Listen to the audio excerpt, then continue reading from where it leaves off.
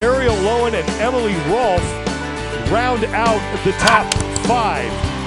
Test number 3, a completely different challenge than we've seen from the prior 2.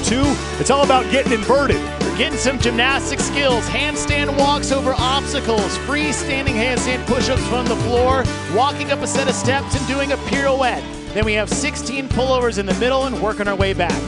Recipe for success is delivered by Trifecta. What are you looking for here? The word of the day, Sean, is equilibrium. Do you have it? And this is the test that is going to show it if you do or not. And then we need a balance of patience and precision when it comes to these unbroken elements. Send it down to Nikki Brazier on the competition floor. As a reminder, guys, keep an eye out for these yellow lines. This test is about more than just high-skill gymnastics. It is about unbroken sections. So the athlete's hands must start in front of the line and end behind the final section. 10 women on the floor for this 4th and final heat. You heard Annie Sakamoto talking about Danielle Brandon with the chip on her shoulder. She has been waiting to get to this test. I mean, this is really where she made a name for herself in these handstand walk pure tests, and she does need it with those 2 21st place finishes. Right next to her, the woman who won the opening test, that's Emma Lawson.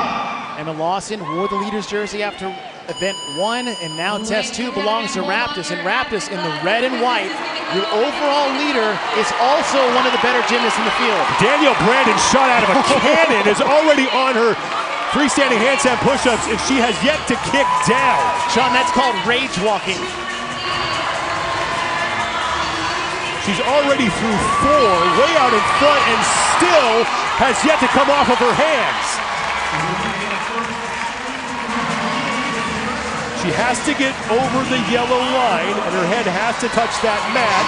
And Danielle Brandon is done, and now finally takes a break. Alexis Raptis sits in 2nd place, and Emma Lawson is in 3rd. Brandon done with the steps onto the pullovers in 45 seconds. She has 16 reps to complete here. I don't know what else to add to that, Sean, but the speed at which he has, that is going to pay huge dividends for her on the return trip because of the time she had to spend inverted. Almost a third of the time that other athletes were taking to get the best time we've seen so far. 20 is the number she has to hit in order to work her way back down the floor. You can buy tickets now for the 5th annual Rogue Invitational taking place in Austin, Texas from October 27th through the 29th. There are 24 total scored repetitions in this test. The leader in the heat will have her name on the far left side of that scoring hat. The number in the white box will indicate how many repetitions that athlete has completed. The number in the white box next to everyone else's name will indicate how many reps by which they trail the leader. So Brandon has just one more pullover, and she's going to head back down the floor. The time to beat is 3:46.89 seconds from Elisa Fuliano in the prior heat, and that is in serious danger right now. Well, you look at her background, competitive gymnastics, but also pole vault in track back in the day. Brandon with a fall, she's just got to retreat to that yellow line, so not too costly there for her. And that goes back to the precision and the patience element. Listen, we all want to race, but when it comes to this, having to be unbroken in these yellow to yellow line sections is a massive element to this test. Laura Horvath is there behind Danielle Brandon. She has yet to get through the first 4 sections. She's in 2nd place overall coming in. But Danielle Brandon, who comes in 21st place overall, looking to rocket herself up the standings if she can get a test win here and put 100 points in her pocket.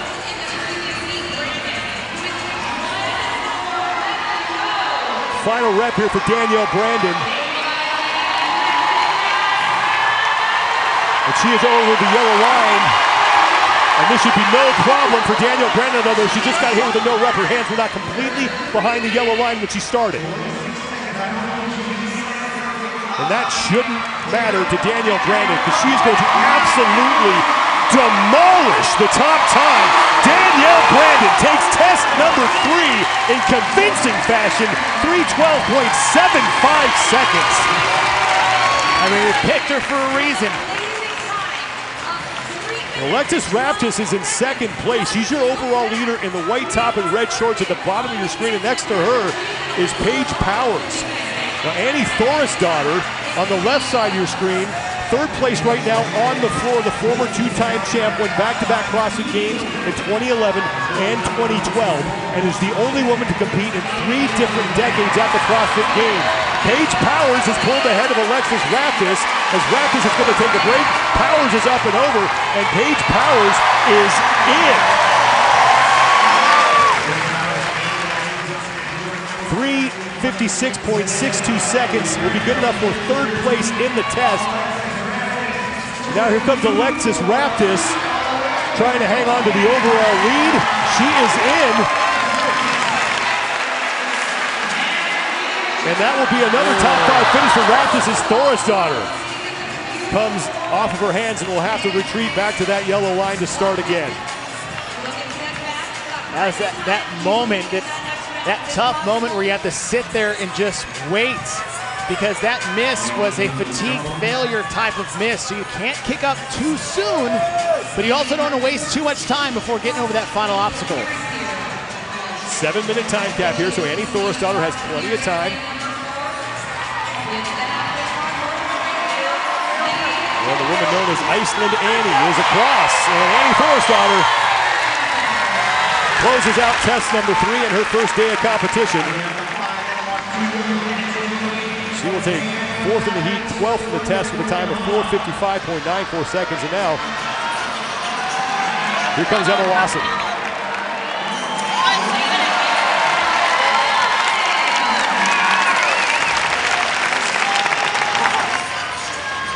And Laura Horvath, who has struggled with tests that involve being on her hands in an inverted position, is having problems again here in this test.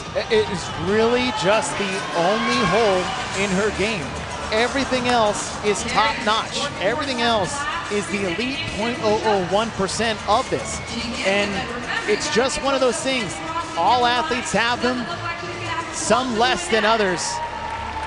And depending on the other tests, because we don't know all of them yet, hopefully for her, this is just the one test that's she has to basically survive and then get back to the rest of the weekend. Emma Carey is up and over that ramp.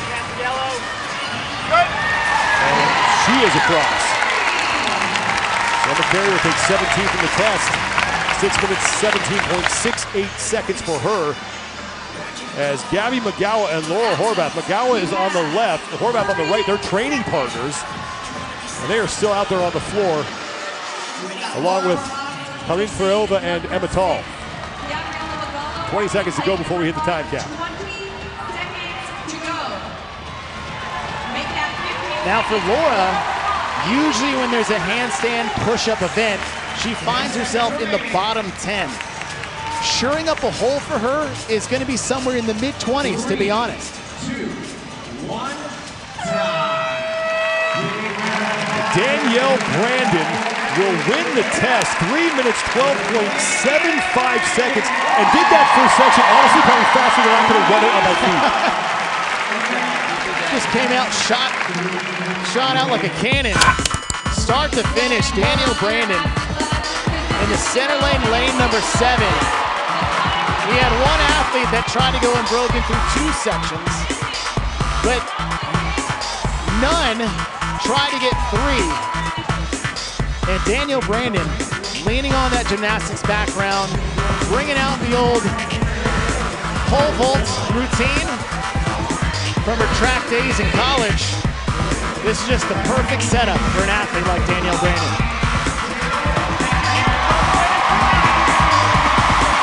100 points in the test win for Danielle Brandon.